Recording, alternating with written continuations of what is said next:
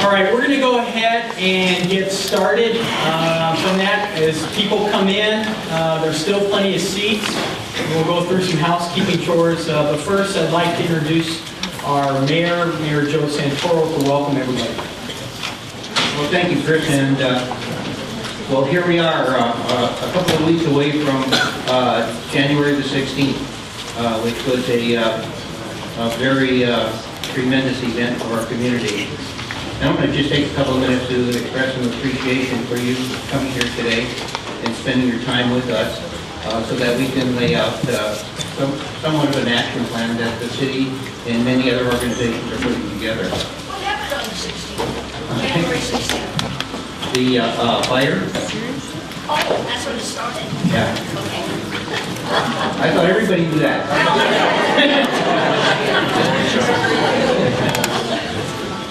Anyways, I also want to take this time to just give you a little highlight of what really happened on that day when it came to fighting that fire and mutual aid.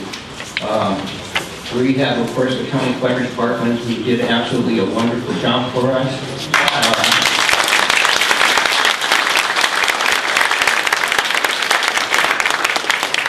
We had our police department, first responders to the scene immediately started the evacuation.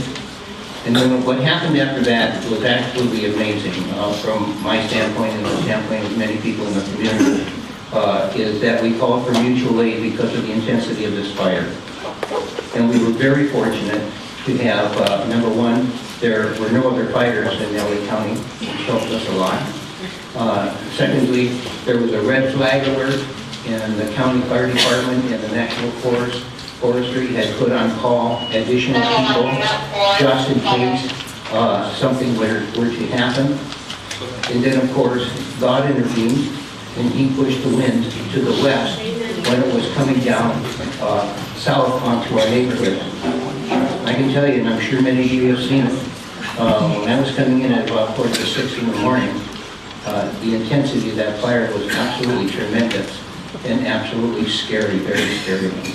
From Foothill Boulevard, it looked like the whole neighborhood below the Foothill was on fire. And when we got here, and I see the city crews here, but when I got here, this was an emergency operations center for our city. And of course, the fire had a command center out at Goddard School. But in order to fight that fire, it took 48 different fire and law enforcement agencies to come and help us. From as far away as Oceanside, all the way as far north as Santa Barbara. They came here to help us. At any given time, especially during the intensity of the fire, there were about 852 firefighters on the line. And we had them coming from all over, staging at our command center at the school. And then we had a number of people in the community also helping. They were helping us evacuate different areas. They were working with their neighbors. When the fire was over, they were working with their neighbors, helping them. We got so many calls at the police department about people wanting to see what they could do to help us. What can we bring? Where can we help you? And we had a number of volunteers out there on the line helping us. But the most important thing about this is that when the first assessment came in, it was basically determined that this was going to have a significant impact on our community, and multiple homes could possibly be burned. But because of the mutual aid, the quick response, things coming together in some luck, and some pre-planning on the part of our fire department and our police department, we were able to hit it right away. Because along with those mutual aid firefighters, they also had 8 helicopters, water-dropping helicopters available, and 2 fixed-wing helicopters, airplanes available. And they were coming here, and I'm sure you saw them, coming one right after the other, one right after the other. And so we step back and we say, we are so thankful that we got through this. But at the same time, we can't help but think about the 5 people who lost their homes, and many people, probably many of you in this audience, whose homes were impacted or damaged because of it. And we need to keep these people in our prayers and to make sure that we can help them as much as possible to get through this. Because we were so fortunate that there weren't many more that happened. So what I'd like to do is talk to you very basically about what's been going on. Because the fire may be out, but let me tell you, the work never ended. It's still going on today. We've been addressing issues in multiple different areas. Our city manager has taken the lead on this. I don't think he's been home for a full day since the fires were out. Because we're trying to determine, okay, the fire's out now. What do we do when we know through past experiences that when we have this magnitude of a fire in the foothills, bad things happen when it comes to mudslides, when it comes to debris slides, when it comes to water flooding on that. And so they've been working every single day. And the best thing about it is many of these mutual aid agencies that came to help us didn't go away either. They stayed to help us in the planning of how can we address this particular issue that we're faced with in the future of protecting our community against mudslides and water and flooding and those types of things. And they come up with a plan. It's a very intense plan because understand, all of these first responders, including our city, we are worst case scenario planners. We say, what's the worst thing that can happen? And then the planning says, what do we have to do to deal with that? Because this is not going to go away in a month or 2 months, the restoration of our hillside. It's going to take anywhere up to 5 years. And it's going to call for a lot of patience on the part of our citizens. It's going to call for a lot of help on the part of our citizens. And more than ever, it's going to call on teamwork between city officials and community members and other organizations that have come to help us. So having said that, I want to just again welcome you here. I think we're going to have another big crowd tonight, and I want to turn it over to our city manager, and he'll start you off giving the information of what they've developed over the past 2 weeks. So thank you so much for being here.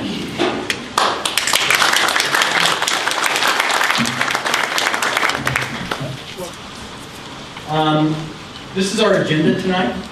My name is Chris Jeffers. I'm your city manager. And we're going to talk about the purpose of today's meeting. And certainly our purpose is to explain the condition of our foothills and just how damaged they are and what impact could be on both public and private property. And just to sort of step back, you look at our majestic foothills, we have the slogan of pride of the foothills. We certainly do have pride. Most people think that the bulk of those foothills are either Forest Service or county or city owned. But the reality is 85% of that property up there is in the hands of private property owners. Very little of it is in public domain. So part of our purpose today is that you're going to hear a lot about cooperation and involvement of our community. And that is critical for us to be able to carry out the single task that the mayor touched on and others will touch on, is our single goal is the protection of life and property. We cannot do that, will not be able to do that if we don't have you engaged, determined, and helping us in a willing way through that. We're also going to talk about mitigation steps that have already taken place over time, even since 1969.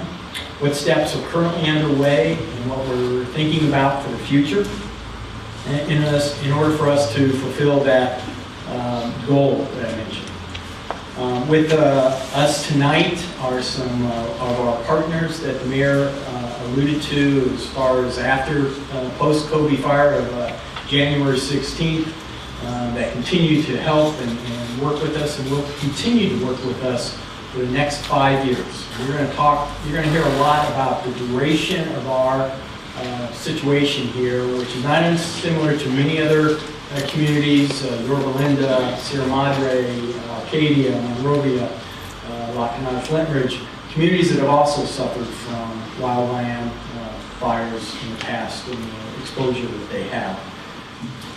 So that's our task tonight. And And so now I'm going to ask Esmeralda to please come up and get started with our assessment discussion.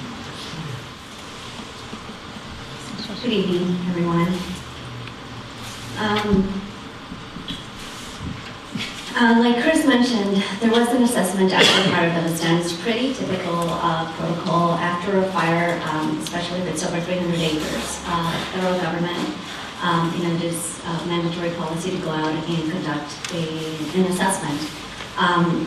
The BEAR assessment, BAER, BEAR stands for Burned Area Emergency Response Team, was definitely a collaborative effort, not because, it burned over 300 acres, but it actually affected private parcels, federal government land, and local government land. So I have to say it was a successful and a wonderful collaborative effort. A variety of agencies and partners and organizations were involved: LA County, USDA, NRCS, NOAA, Public Works, of course. So it was a great success.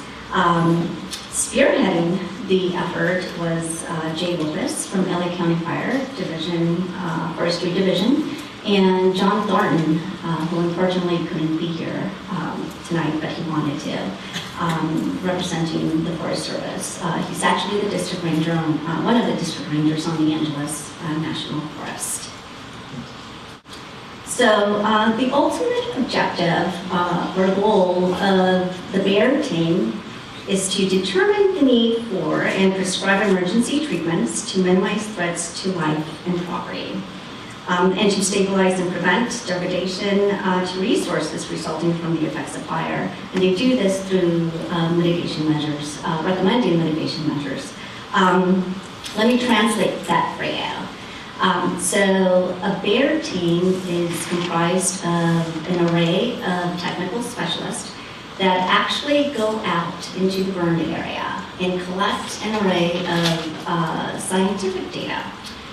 They analyze the data, and then based on the results, they recommend both immediate and long-term rehabilitation measures to prevent any threats to the values at risk. So that's actually another part of their process. They identify critical values. For the Colby Fire specifically, the critical value was, of course, the community below. So like Chris mentioned, life and property. Now that's not the case for every single fire. Sometimes the critical value can be a cultural resource, or let's say a TNE species habitat. But for the Colby Fire, even though there was a list of species that was impacted, the fire actually benefited that species. So the only critical value, or the value of risk in this case, is life and property. And of course, that threats to those critical values can be any sort of erosion potential down the hill, for example, debris flows or mudslides. And some of the recommendations that they might put in the report might be fencing, hay rail, debris basins, and even possibly early emergency evacuation systems. All right, as I mentioned earlier, the BEAR team is comprised of a variety of technical specialists with multiple disciplines, a wide range of expertises here. For the Colby Fire specifically, because the San Gabriels are very, very steep, soils and hydrology was definitely critical. Soil, because of the potential of erosion, and of course hydrology, it's definitely a watershed. So some of the information that they collect while they're out in the field is, for example, protected ground cover, hydrophobic soils, so the condition of the overall soils, or the effect that the fire had on the soil, and of course the potential for erosion. And these were some of their findings. 88% of the vegetation cover was consumed by the Colby Fire. So only 12% of vegetation remains out there.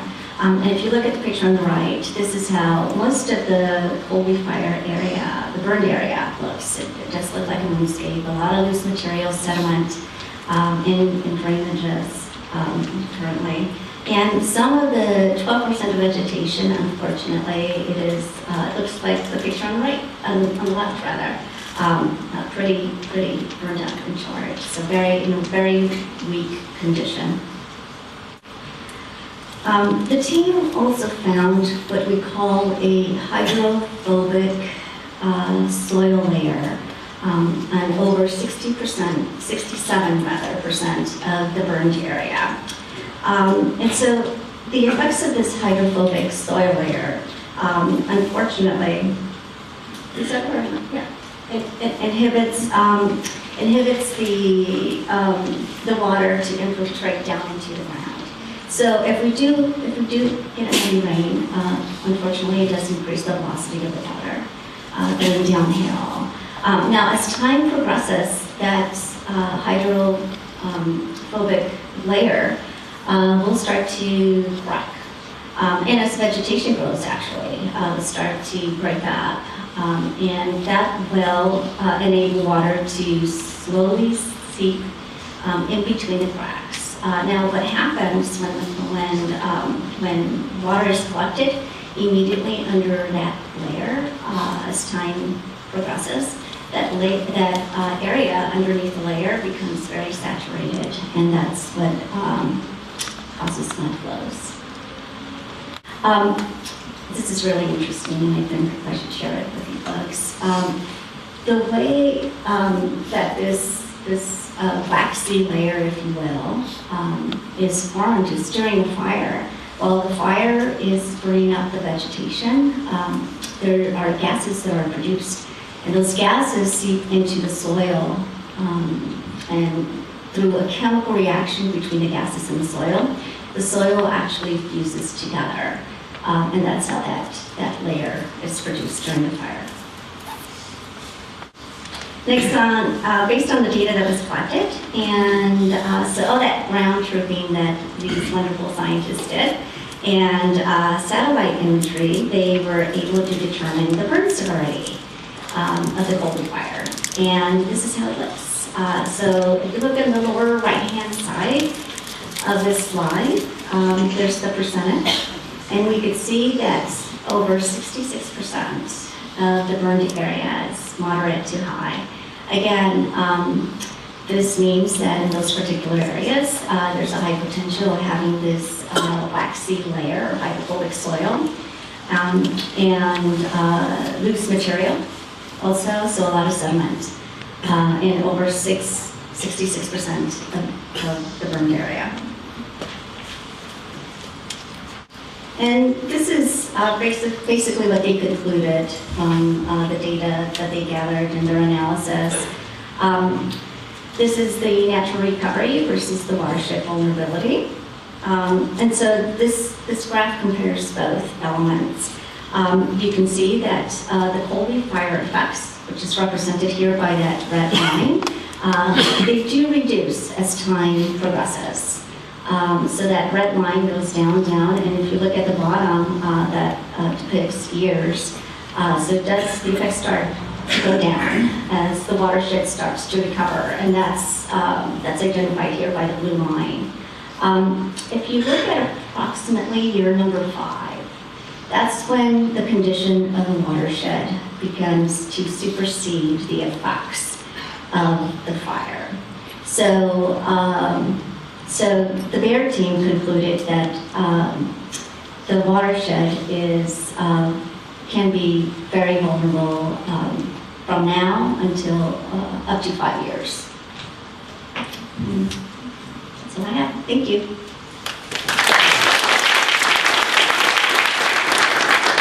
Next, I'm going to have Dave Davies start us off on our mitigation and elements, and then when he finishes, he'll introduce Patricia Wood. Good evening. Thanks to the hard work of the BEAR team, we now have the information gathered to know what we need to do to help protect the community. Based on the assessments from the BEAR team, we now have our plan for diversion structures, including K-rails and pipe and timber structures, to be placed out in the community. The restoration will take up to 5 years. We're subject to mud and debris flows for 3 to 5 years. There could be as much as 600,000 cubic yards of material. To get an idea how much that is, the Rose Bowl holds 400,000 cubic yards. So it's quite a bit of material. We'll provide some details on protection measures a little later in the presentation. So to get an idea of how the potential flows affect us and what we can do about it, if you look at the outlying red line, that is the burn area. The orange lines are the drainage courses, and the blue boxes are existing debris basins. So we take this information, we assess how and where we can do anything to try to protect the property. We are limited to what we can do on private streets. We have identified a few streets where we would like to perhaps offer some protection. However, we can't do it without your help. We can't do it without your permission. So tomorrow and Saturday, the Public Works staff will be out in the field visiting those residences. There's about 25 of them to ask for your permission to help us protect the property. Again, if you choose not to give us permission, we won't be able to help you. This is a scary video. This is an actual video of a debris flow in Glendora, California, San Bernardino County. You can see it's tossing around that big boulder, kind of like a marshmallow and a cup of hot chocolate. And I don't know what this guy was thinking when he was taking the picture there. Please don't do that. He's really put himself in danger, but you can really get an idea of how significant that flow is. On the bottom right-hand corner there, that's the aftermath of the flow, and that material is like concrete. So getting it out of there could take days, maybe even weeks, and that's why we, the most important part of our meeting tonight is to emphasize how to listen to the instructions for evacuation. Because should you get stuck in your house, you might not get out for days. And it's very important for us to be able to protect you. This is a flow in locking out of Flint Ridge, a little more recent. Assuming that's a standard curb height, the flow is about 8 inches thick. You can see some of the K-rail doing some good. If you see in the left corner, kind of disappeared, but the idea is to, if the house is at or below the level of the street, those are the areas that we want to try to protect. Los Angeles County Department of Public Works and Glendora Public Works staff have been out in the field visiting homes that we feel are subject to potential damage, and we've offered suggestions and recommendations for you to help protect yourselves. We are still out in the field making those inspections, and again, if you would like one, please see Jennifer. We were happy to come out. Just leave your contact information. We're happy to come out and make any necessary recommendations. That also holds true for anyone that's lost their homes or damaged homes. We'll come out at no cost to do an investigation to help you get through the process to get your home back together. Here's a residence that obviously was hit pretty hard, and it'll shows up another thing that the chief will be talking to you about in a minute, and that's the car on the left-hand side of the house there that came floating down the road, because you can't have the car in that mud. You just can't. But you can see the damage is pretty devastating. And here's a picture from 1969 here in Glendora. If you think you can, if the mud won't come in the house, it will. The slide on the left clearly shows that. If you hear water, if you hear the water running, it's too late for you to get out. So you may be stuck in that position, and we would encourage you to stay in the center of your home if you know where any load-bearing walls behind one of those, and or on the second floor if you have a second floor. and protect yourself. But, you know, our goal is to make sure we do everything we can for you to evacuate. And with that, I'd like to turn it over to Patricia Wood from Los Angeles County Department of Public Works.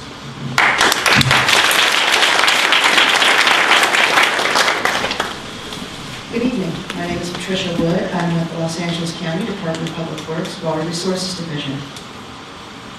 We have gone through what the mudflows can be like. I want to tell you a little bit about facilities that are in place and what can be done in places where we really don't have facilities.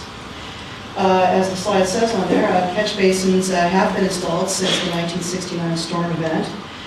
These catch basins only take care of flows that are more clear in nature. They don't have debris in them. However, we do have facilities that do mitigate for debris. We do have 5 debris basins in the city of Glendora.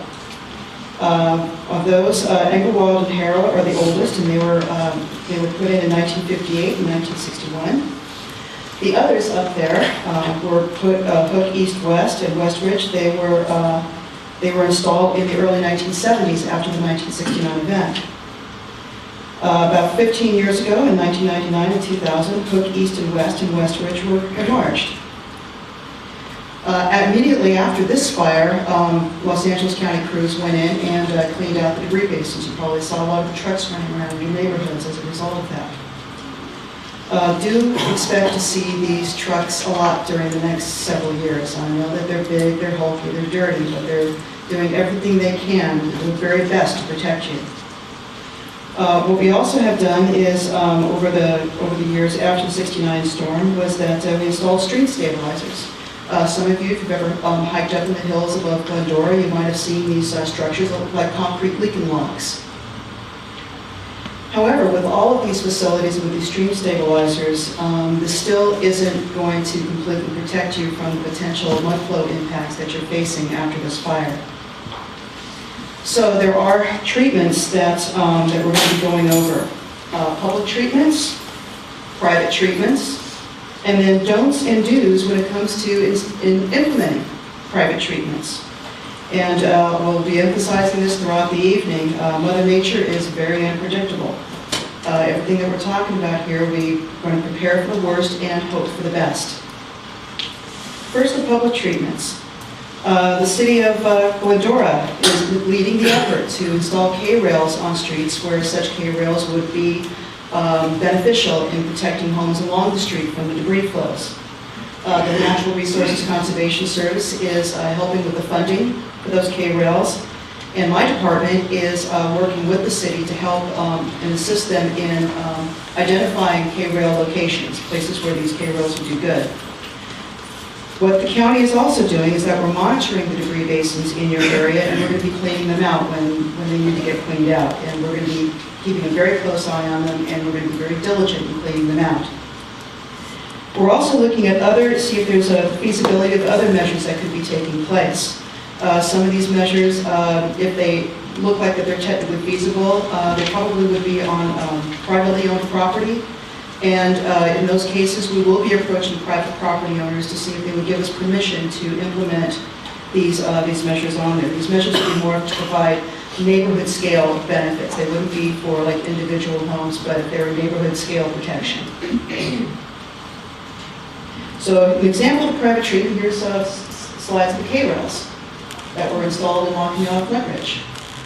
As you can see, they're along the streets on here. They're also pinned down to make sure that they don't move, or at least it's going to be extremely difficult for them to move. And here's another picture of the K-rails in Lockney Flint Ridge. Next are the private treatments. Now, as mentioned before, what's been going on for the last couple of weeks is that you've probably seen teams of people knocking on doors, offering to provide mudflow protection advice, short-term interim measures that you can use to protect your properties. We've been teamed up with city employees to go and knock on these doors. You'll see us in these bright green vests with our county IDs, to make sure that you know that there's a legitimate purpose of why somebody's knocking on your door. What we'll do is that when giving the advice, we're going to be filling out advice forms that are going to be individual to the property, unique to the property.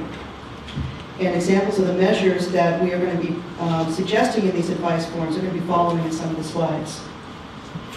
Now again, the advice is for interim measures only.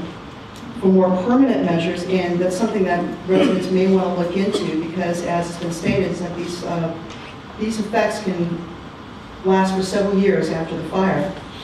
It was highly recommended that you take a look at private professionals, erosion control specialists. Now for the don'ts in regards to implementing these measures. You do not want to block flows. Any sort of accumulation of the flows that you're attempting to block is probably will only worsen the situation. It's probably going to create a situation maybe on a neighboring property. The measures that you're taking probably isn't going to be strong enough to hold some of this stuff back. As you've seen in the slides, it's considerable stuff. And also, if for some reason that barrier that one puts up does hold up, you got to clean it out. And it's just the scale of it, of trying to clean something like that out, is just really beyond the scope of an average homeowner. Another thing is that a homeowner does not want to put measures on somebody else's property without their permission.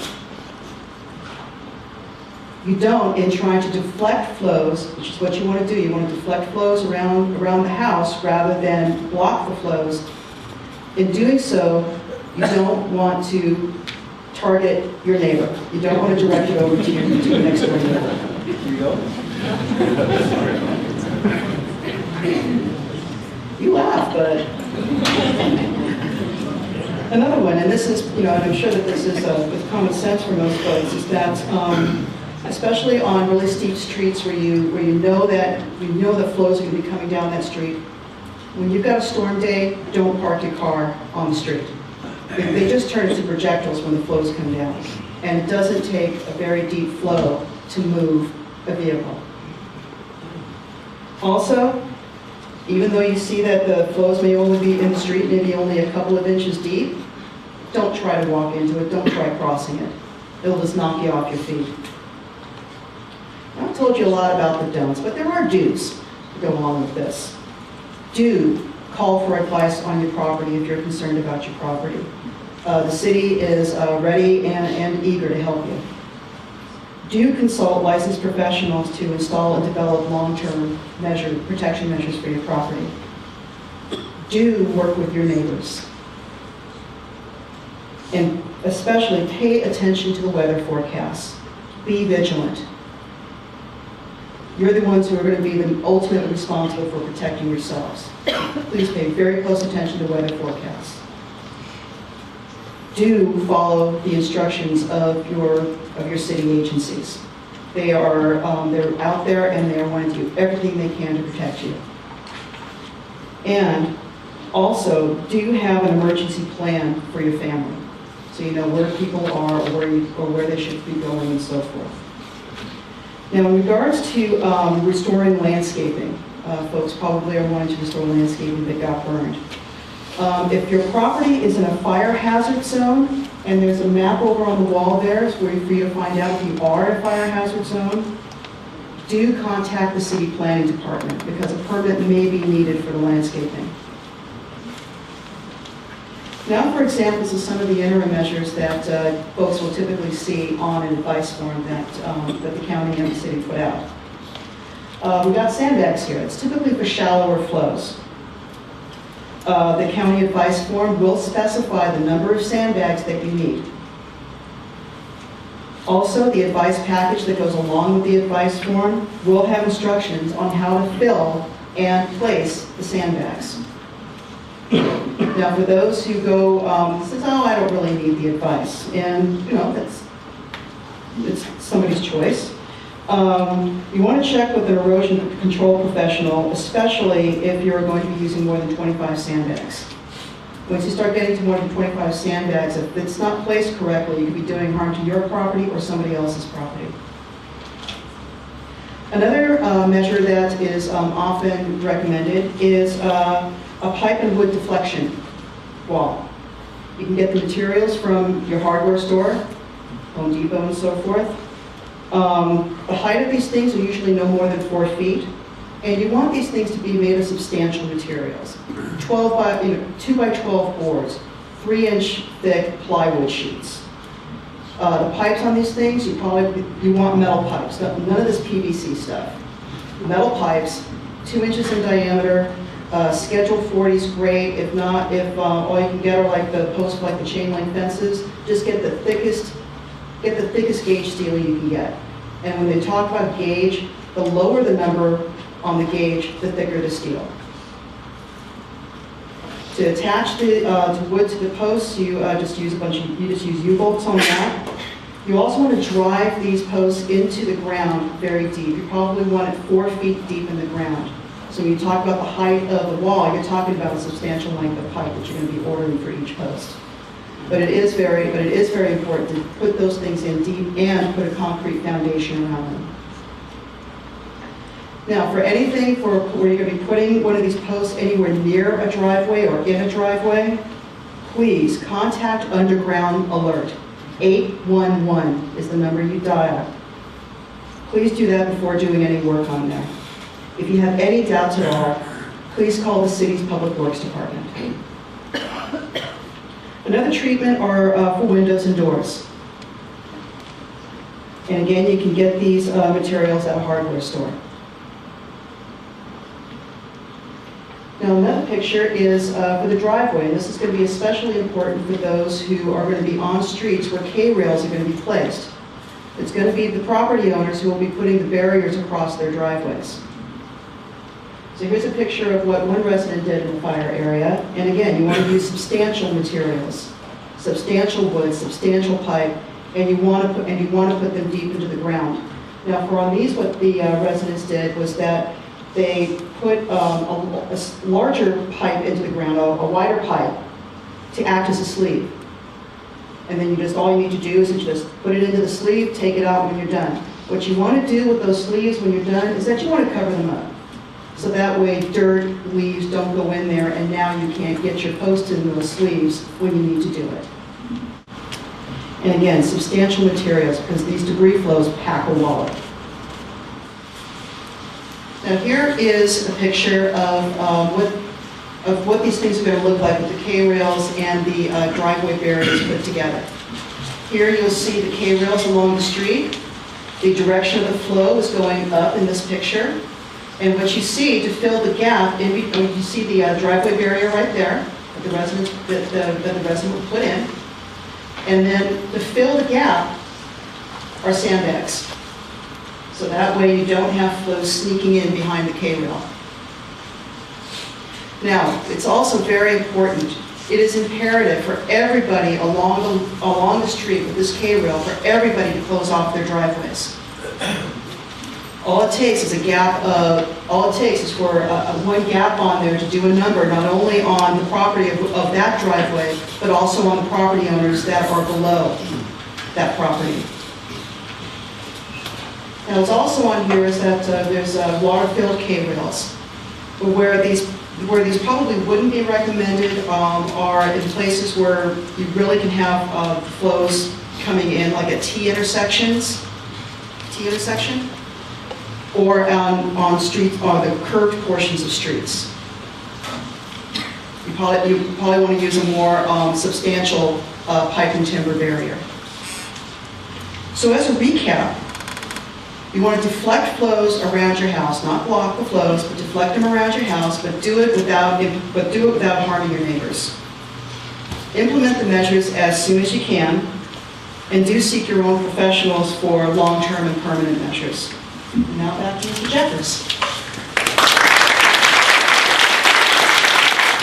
Next, to give us some information on the warning processes that we use is Mark Jackson with the National Weather Service.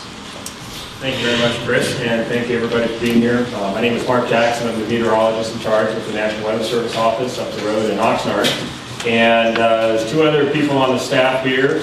I'd like to introduce Eric Bolt is our warning coordination meteorologist. Eric works very closely with the emergency responders, police, emergency managers, making sure that they have the proper information, even when the skies are blue, leading up to when it's raining. Jamie Labor is our senior service hydrologist. Jamie actually served on the bear team that was mentioned earlier. And some of the things that he did is he went back to pull up historically some of the rainfall that has occurred in this area, some of the different rainfall rates that went into that bear team report. And so in our National Weather Service office up in Oxnard, we have the responsibility for 4 counties from Los Angeles County northward to San Luis Obispo County. Our mission, our number 1 mission, is the protection of life and property. You've heard it said many, many times so far tonight, but it is obviously a common thread among everybody that has, all the government agencies, from local to federal, that are working on this issue. So our mission is the protection of life and property. Our goal is no lives lost. And in these situations with debris flows, sometimes there's nothing you can do to protect property, but there are things that we can do to protect lives. So hopefully, by the time that the vegetation is grown back, we've been successful in protecting every life that's been threatened. So our role in this system is to provide forecasts of rainfall all the way out. You know, we're looking 7 days out. We're looking at systems even 2 weeks out. We might have an idea of what kind of rainfall we might be receiving. And as we're leading up to that event, we're examining the potential for heavy rainfall. Now, that's one thing to forecast the rainfall. We know there's challenges to it. We're not 100% accurate. We won't say that we ever will be. But it's a challenging fact enough as it is to forecast the rainfall. Now, you have to forecast and predict what will happen to that water once it falls. So now we're talking about hydrology. We're talking about things that's why we have a service hydrologist in our office. He helps us tell us where that water may go. Well, now you've added an additional layer to the problem and the challenge, and that is predicting where that sediment and where that mud and where the rocks and where the trees, the burned trees, if they will go and where they will go. And that's an additional challenge. We've been working with the United States Geological Survey since 2005 on a joint project with the USGS Multi-Hazards Group. Lucy Jones, if you're familiar with her, the earthquake mom from the Northridge earthquake.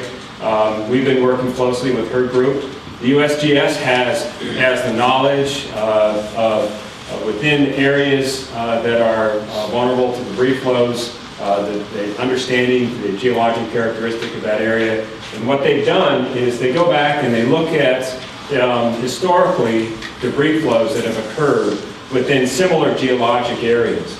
So where we're sitting now in the San Gabriels, you take the San Gabriels all the way over through locking out of Flint Ridge, of course, and now go eastward over to DeVore, we're looking at a very similar geologic makeup. Very sedimentary rock, tons of sediment, lots of rocks, very steep.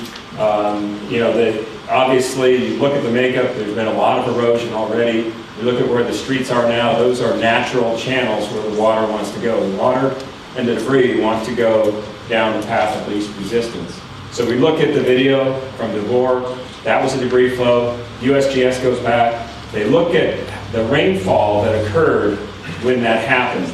And when I talk about rate, I mean how much rainfall did we receive in 15 minutes, 30 minutes, 1 hour.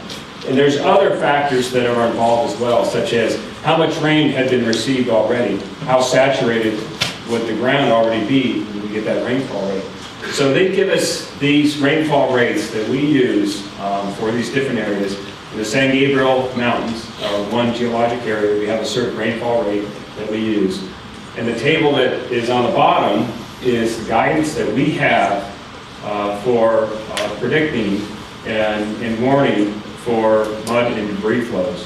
And so when you see that 0.2 of an inch in 15 minutes, you might think that that's not a whole lot. We had some rain within the last few weeks or so within the area, and we had some gauges, rain gauges nearby. We had one gauge, Big Dalton Dam, up the hill, received about 3/4 of an inch.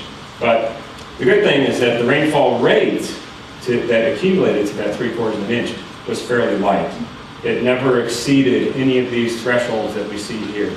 And that's the good kind of rain that we like to see in these burn areas, to help kind of settle things down and gradually grow that vegetation back. We need that vegetation and those roots to help hold everything in place.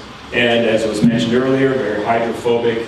The water, as it hits the surface, just runs right off, lifts everything up and brings it down. So these rainfall rates that we use, and if you just click the button one more time, what we have found in our 5 years here, and we've had some hard lessons to learn through the course of this project, but what we've learned is that it's these high intensity, short duration rainfall rates, mostly from an inch, for half an inch over an hour. Those are the rainfall rates that most often we see that contribute to debris flow.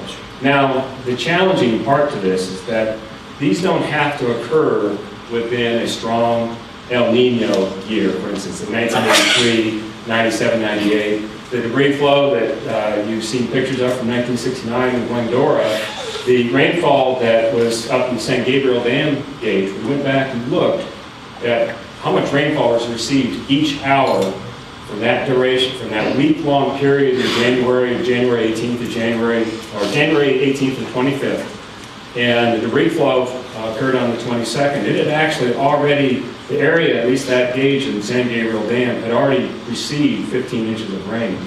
And there was a burst of rainfall on January 22nd.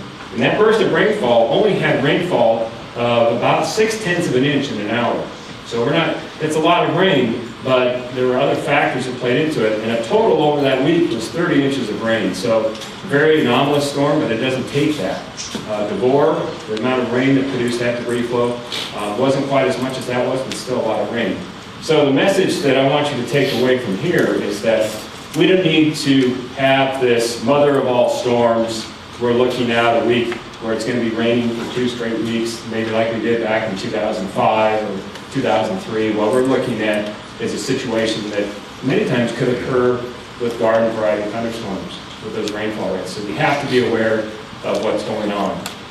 So what we do is when we see that we might see these kind of rates approaching, we have ways to communicate that information, not only to the public and the media, but also to our partners through the City of Glendora, LA Public Works, and everybody involved. We've been involved in quite a few meetings leading up to tonight's meeting, talking about strategy and how to respond to this, and I think that it's very clear that the city officials of Glendora and the city leaders care very much about the protection of their citizens, and you should be very, very proud. So we've been working together. Our mission is protecting black and property, but none of these constituents can do it on their own. We're just one piece. So what happens is when these statements go out, and there's several ways you can do that information. It's on the internet. NOAA Weather Radio is one. It's 24-hour broadcast from our office. We do get reception here in Glendora, and on that radio you would get the watches ahead of time. If there was ever a warning, and I'll describe the warning, it would actually give you a very obnoxious tone alert at any time of the day, in the middle of the night. Hopefully you're not in that situation where you're having to depend on a warning, and if you've already evacuated to that point. So if you put the first, a flash flood watch simply means that we see that conditions are conducive for possible debris flows. And now we're looking at anywhere from 12 to 48 hours out.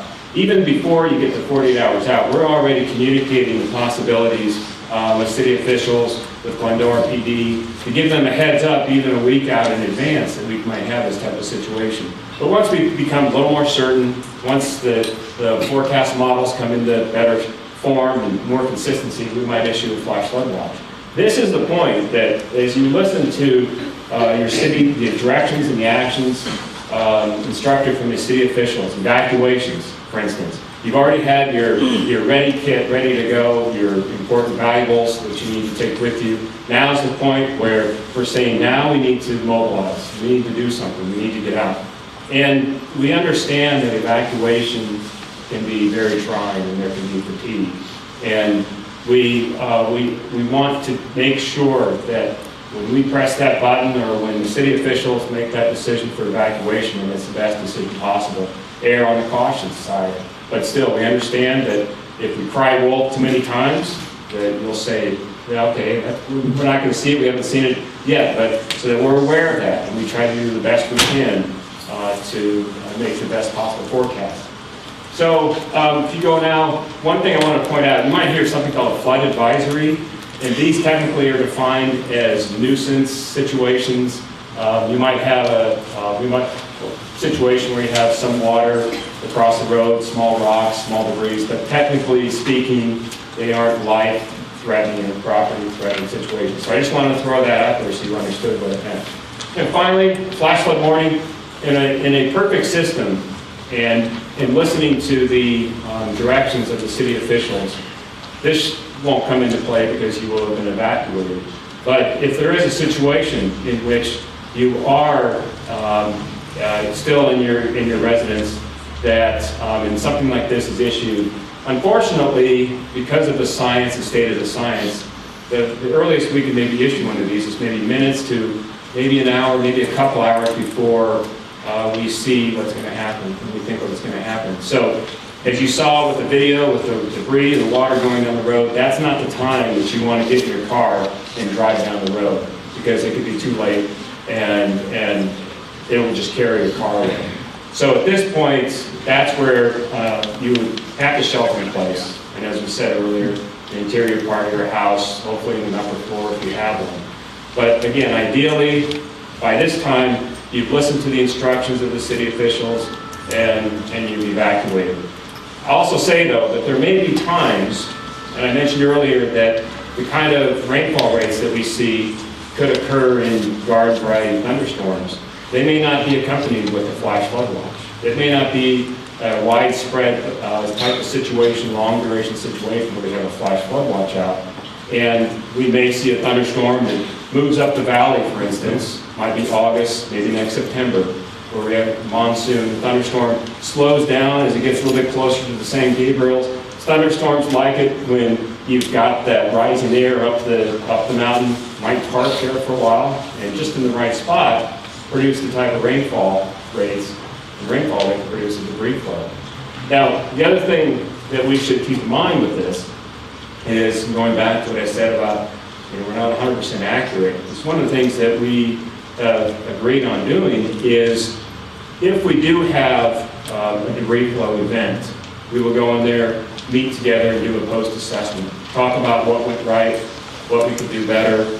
And one thing to keep in mind too is that, as I said, it's predicting when the rainfall will fall, if the debris will move, and how far the debris will move. And we might have situations where there was a debris flow, but it didn't move all the way down into the neighborhoods.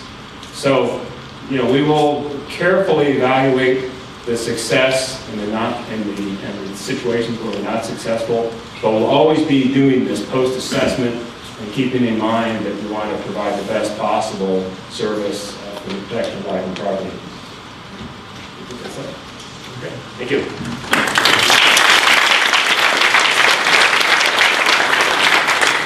Our next phase is to talk about the communication and alert process, and I'm going to have Chief Steve Martin talk about that. Again, as he mentioned, my name is Steve Martin. I'm the Assistant Chief for Division 2, in which Glendora sits in the middle of. And I must say, our firefighters and those other people we worked beside on that morning of January 16th are very appreciative of the thank yous that we've gotten from you for what we did. But I'll be honest with you, I want to start off by thanking you folks for what you did. First off, many of you had followed our directions as far as what we've been asking you for years to help us help you by mitigating some of the brush on your property, by getting yourselves ready to go in case of emergency, and by listening to the evacuation orders that were given. Who here evacuated during the fire, actually left your home? Yeah, if you look around and you see what that means, that is what's most important to us. Because what we're trying to show you here today is a lot of things that are going to be coming across that you thought about or maybe hadn't thought about. The good part of the fire, that I always said, and the mayor, Mr. Santoro, put it perfectly, was this: our first objective was to not have anybody die in this fire, whether it was the residents or it was the emergency responders. Because if you watch the news and you see fires like this happen across the country, you see them happen in Colorado, you see them happen here in our own state, you see them happen in Australia, fires like this, usually someone dies. And according to all the maps and everything we put together for the last 30 years that we've been preparing for this type of incident, we had anywhere from probably 60 to 200 homes, most probably being lost, depending on the conditions. So our hearts go out, again, as been mentioned, to those of you that did lose your home and lost your property.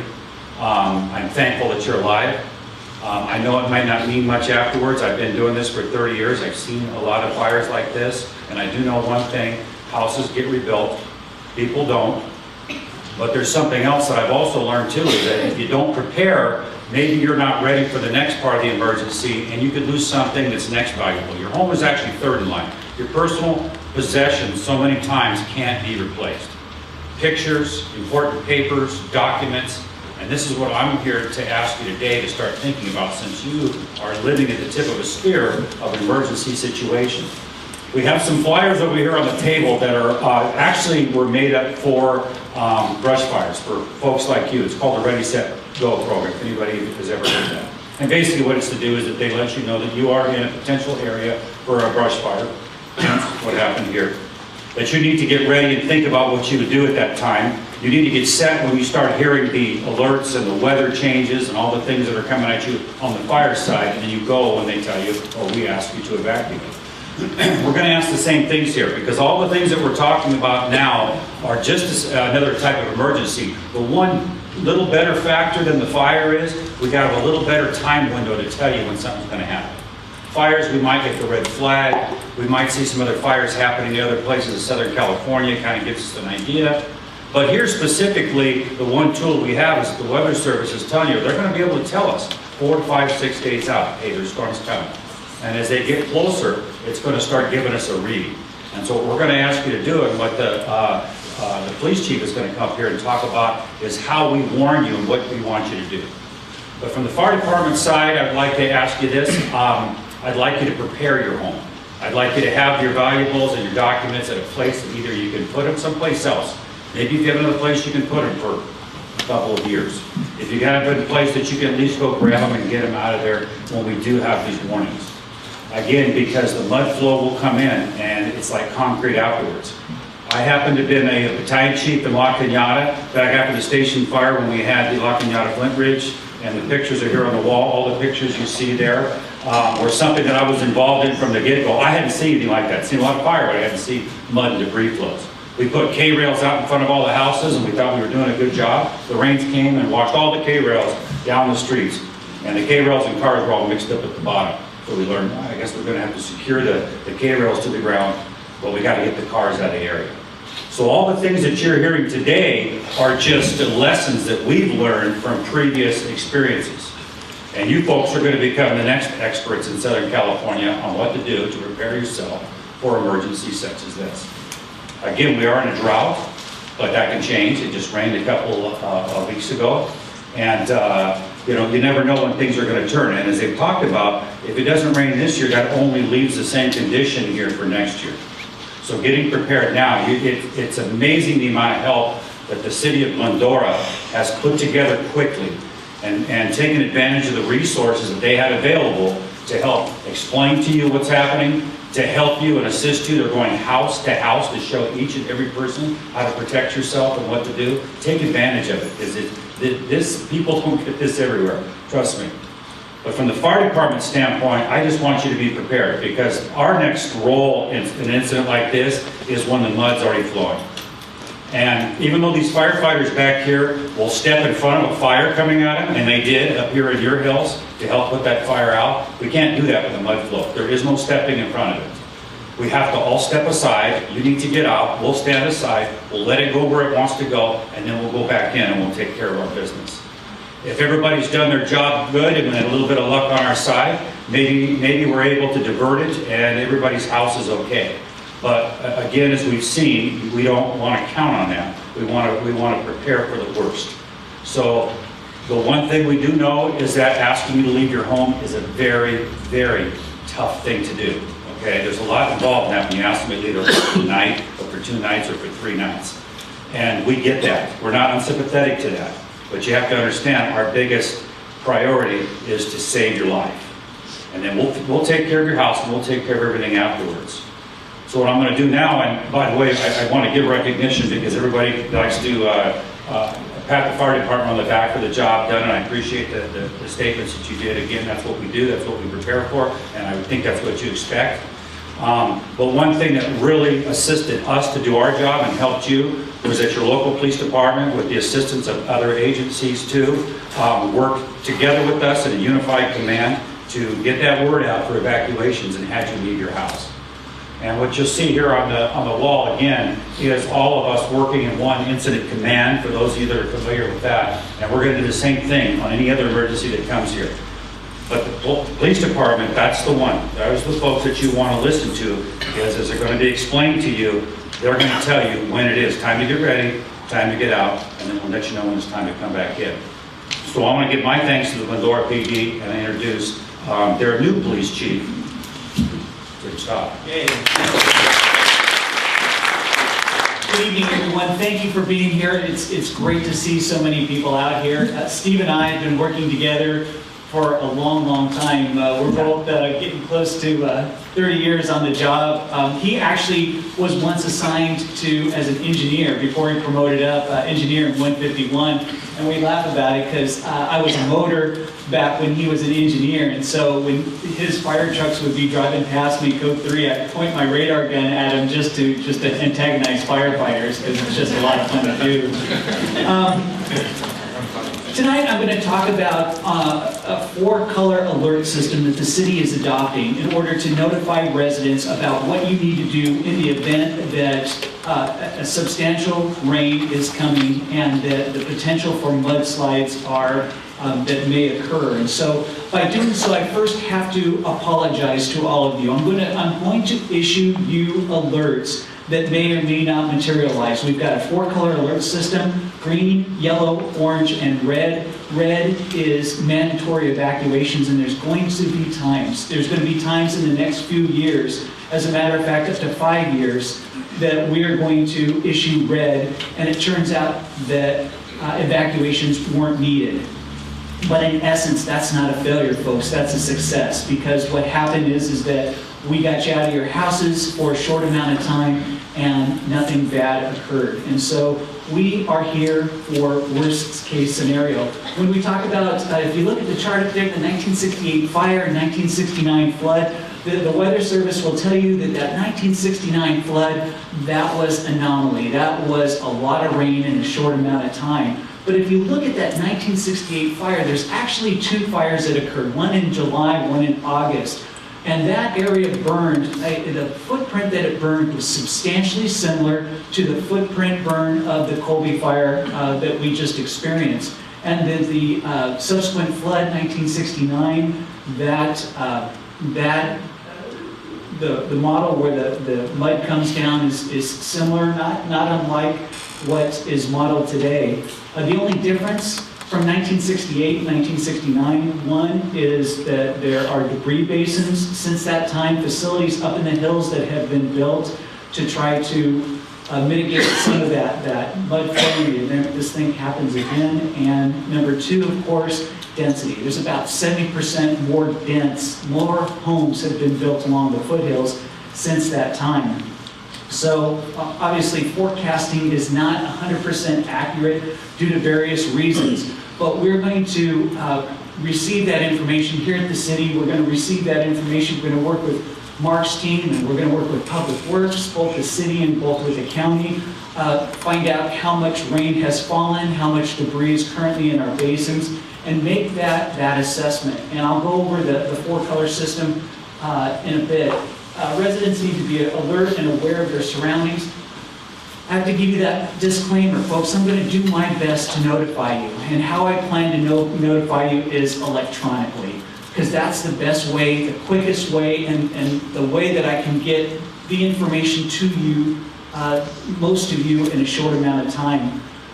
When we were preparing for this, I talked to my friend, the chief of police over at Sierra Madre, Larry Giannone, and back in 2008, after the Santa Anita fire, they had substantial floodings, if you remember, in Sierra Madre, and I asked them what was the alert system that they used. Well, they had a 4-color system. Well, what they would do is have a green, yellow, orange, and red flags that they'd hoist in different parts of the city. And I'm thinking, well, this is 2014, folks. I'm not going to notify you by hoisting a flag like, we're in the 1600s with a couple of ships meeting in the night. We're going to do it electronically, and I'm going to tell you how. We're going to try to use our cell phones, our email, text messages, ways to get that information out to you as soon as possible. Can you bring me back that video showing that water going down the street, the locking out of Flint Ridge one? We talk about safety. There's 2 pictures. We'll go back to that. Go to the video if you would. When we talk about flooding, folks, we see that the water, the depth of the water is only at the top of the curb. We're talking 8 inches deep. And one of the things that I have to do, one of the things that we're doing right now is teaching our officers, once that water is flowing down your street, that's beyond the red. Once that debris is flowing, there is no way. You know what? I'm in pretty good shape, but I can't step out into this flow without the water immediately carrying me away. And I have to teach that to my officers. If water is flowing in your street, if debris is flowing and you're still in your house, you're not going to get out. You're not going to get in your car, and you're not going to drive. Cars are going to be taken by that. Locking You Out of Flint Ridge Images. The gentleman right here is the engineer from Locking You Out of Flint Ridge, and he was kind enough to be here tonight. And he showed us examples. Not only does cars and water just don't mix, a very shallow amount of water traveling at a velocity will go ahead and take cars away. If you don't anchor the K-rails down into the street, those K-rails will just topple as well and pile up a bit down into the street.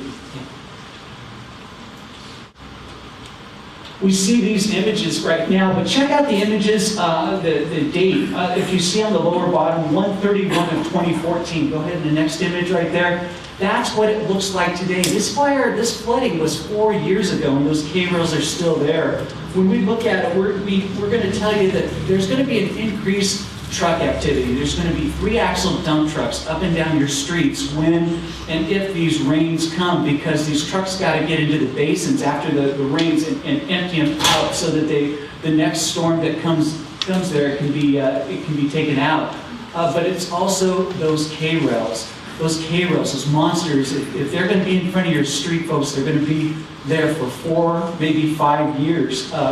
The difference between the '68 fire and the flood was 6 months, and the experts tell us that these floods have the capacity, these hillsides don't kill themselves a minimum of 3 to 5 years. So pay attention to what GPD tells you in terms of issuing these 4-color alerts. Again, I know we're planning for worst case scenarios, but from a police department, from a fire department, we train for worst case scenarios. I spend a lot of money on training and on bullets and bulletproof vests and helmets and rifles for training for that worst case scenario. We hope it doesn't ever come. And it's comparable to what we're doing right now in terms of worst case scenario. Planning for the worst, hoping for the best. Now, communication. What we did in the City of Glendora is we went out. A lot of you are subscribing to Nixle right now. We tell you if you want, you can do just public safety type of alerts. If you want community, we've got the community things, the wine walk is this weekend. You can subscribe to that. We have a whole new different Nixle. It's called Nixle 360. In essence, folks, it's a reverse 911 system. It is a system that we've purchased that is 2 weeks in the making, and tomorrow it's supposed to be, if all goes well, but the Nixle 360 reverse 911 system only works for landlines. And so right now we're purchasing those landlines numbers from Verizon, and we're waiting for them to provide them to us. But the majority of people in here, when emergencies occur, aren't going to be sitting around your phone waiting for that landline, that reverse 911, where the phone rings, you pick it up, and you're thinking that it's some kind of solicitor, but in fact it's us saying you are in condition yellow, you are alert color orange, and you're alert color red right now. Red meaning evacuation is mandatory. But what we're trying to do is collect as many cell phones as possible. If we can get your cell phones from everybody who is in the Colby Fire impact area, and that's defined as everything north of Sierra Madre and between Glendora Mountain Road to the east and the west city limits, they're just beyond Branca, over there by Fire Station 97. And so what we ask is that we've got these forms in the back. We've tried to, last weekend we had volunteers drop these papers off at every home within that Colby Fire impact area. And it gives you the opportunity to provide your name, your address, your email address, but most importantly, cell phone numbers for everybody who lives in that residence who wants to sign up. That way, when we do a reverse 911, when we give you alert yellow or alert level yellow or orange or red, everybody who has a cell phone will just get that information. That information, you're not going to be told about community events or anything. This is for public safety emergencies. There's other ways to get this information. Facebook, we have the ability to sign up for GPD Facebook.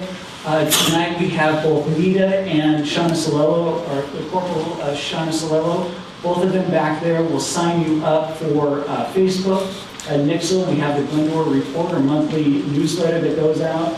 The weather radio, we've got 2 weather radios, one in City Hall, one in the police department, just like the Mark had told us about, so that we get those alerts as well.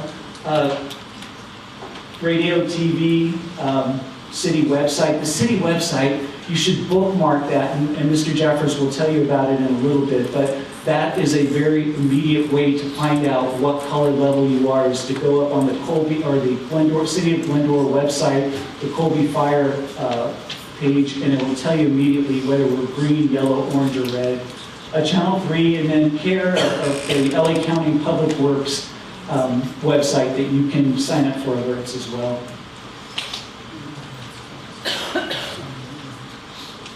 Green. What's green mean? Green means go. We're okay. We're good. No rain parking restrictions. On Tuesday night, the City Council passed an ordinance that allows the police department to impound vehicles that are parked on the street during yellow conditions and orange conditions and red conditions. Listen, I don't anticipate impounding cars that are parked on the street in the Colby Fire impact area during yellow conditions unless I have to, because it's so dynamic, because it's not going to go, sometimes it's not going to go in that order. Mark will tell you that weather is unpredictable. It can go from yellow to red really, really quick because we've got a certain thunderhead cell and the conditions, the debris basins are full, the hills are saturated, and one more rain is going to cause bad things in Glendora. No evacuation orders, no restrictions. People can come and go into their neighborhood. Yellow. Yellow tells us what? It tells us there's going to be a storm, a pretty good storm within 5 to 2 days out. And so we're going to, at that point, consider going to yellow. If Mark says, listen, there's a big storm coming in, we've all heard it. We've all heard the Dallas rains, and we've all heard once in a while there's this big storm coming, and we look outside and they go, where's this big storm coming at? Oh, they're full of it again. But if we get together with Public Works and the experts, we may go to yellow, and that's going to be, again, anytime from 5 days out as close as 2 days out. No evacuation orders, no restrictions to come and go in your street, and we ask people to be alert. Orange, voluntary evacuation. Orange is anywhere from 24 to 48 hours. I should go backwards. From 48 hours, 2 days to 24 hours, that a substantial storm's coming, that we expect a lot of rain, that we have the potential for mudslides to occur in our hillsides. We're going to have, again, parking restrictions on your street, and we're going to have officers we're going to try to man officers at the entrances to the neighborhoods, but it's a wide area. There's 17 different streets that enter into the Colby Fire impact area. And so we're going to do our best to have people there that restrict to residents and those assisting residents in potentially evacuating. Residents who stay behind may be required to sign a form, refusal to evacuate forms. Listen, it's your house. We're not going to, if you refuse to leave your house, we're not going to pull you out, we're not going to arrest you, but if you choose to stay, we may have you sign a form that says, I know the dangers, I've been told, and I'm going to stay. If in fact there's evacuation orders, our primary evacuation center is going to be the teen center down on Dawson at the corner of Glendora Avenue, there adjacent to the Glen Oaks Golf Course, where we're going to, that's going to be our primary spot. And this is what it looks like. Just those pictures are up on the wall over here from walking out of Flint Ridge. This is what happens when K-rails aren't secured on the ground, and this is what happens when cars are parked on the street. If this happens, then we can't get emergency responders into your neighborhood. And so we need to keep those streets clear. It's funny, the thing about Sierra Madre is that when Sierra Madre went to level red and water was flowing down the streets, not only did there was some residents, some cars got impounded according to the chief, but media is also allowed to go into neighborhoods. It's because it's not a crime scene, you can't restrict media into these neighborhoods. Natural disasters, they're allowed to go, but we also tell them, listen, you need to get off the street. And Chief Giannone had said that one media vehicle, parked their vehicle and left it, and KWB wasn't very happy when they came back and saw that the vehicle had been towed away. So, next one. And then red. Red is mandatory. Red means anywhere from 24 hours to 6 hours out. Because remember what I said, once water, once debris, once mud starts flowing down your street, there's no moving. The cops can't go into your neighborhood to effect any rescues. At this point, we turn it over in our incident command. It goes over to the fire department, and we allow them to do it. We have vehicles that are four-wheel drive. If you notice, we're going to SUVs, and they're all-wheel drive. But still, all-wheel drive vehicles in that flowing water that you saw in that video is going to take our vehicles. And so at that point, you won't be able to leave. You won't be able to drive away. You're not going to drive out into that flow down your street. So as they spoke about before, shelter in place. At that point, you're going to have to hunker down, go to the middle of your residence, the strongest part of the structure, second story, and hope for the best. We're going to restrict entry into that area, and again, that's where the evacuation center is going to be. For those who want, I went through it pretty quickly. We have a handout in the back on the 4 color levels and re-entry protocols once the emergency is done, how we're going to let people back into the neighborhood. So please grab one of those as well. Thanks.